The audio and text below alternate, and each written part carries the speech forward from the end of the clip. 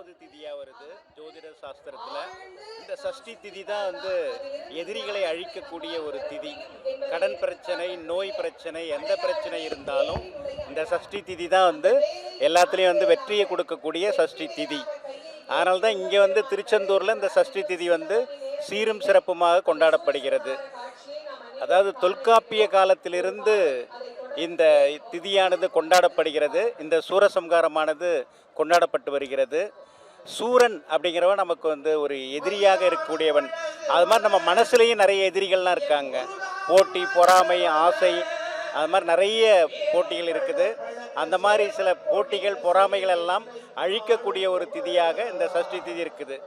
சூரபத்மன் வந்து இன்றைய தினத்திலே முருகப்பெருமானால் ஆட்கொள்ளப்படுகிறார். சூரபத்மன் அவர் வந்து மாமரமாக மாறியும் மயிலாகவும் அதுக்கடுத்து சேவலாகவும் முருகப்பெருமான் மாற்றுகிறார்.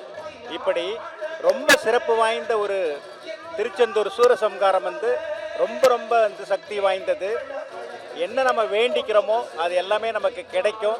அதனால தான் மக்கள் லட்சோப லட்சமாக இங்கே ஓடி வராங்க, தேடி வராங்க. இந்த வருஷம் என்ன வேண்டிக்கிறாங்களோ அது அடுத்த வருஷம் சூரசம்காரத்தில் நிச்சயமாக நடக்கும். அதனால் முருகப்பெருமானை தொடர்ந்து வணங்குவோம். சஷ்டி திதியில் விரதம் இருந்தால் குழந்தை பாக்கியம் கிடைக்கும். அதனால தான் சட்டியில் இருந்தால் அகப்பையில் வரும்னு ஒரு பழமொழி இருக்குது. அதனால் சஷ்டி திதியில் எது இருந்தாலும் கிடைக்கிறதுனால மக்கள் ஓடி வராங்க.